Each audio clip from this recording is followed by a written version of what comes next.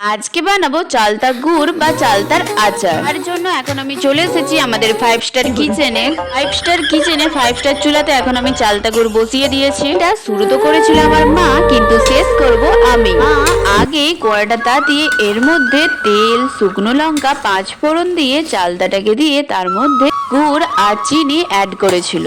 প্রথমে জানো তো এটা মাই করছিল, তখন তো ভিডিওটা নেওয়া হয়নি।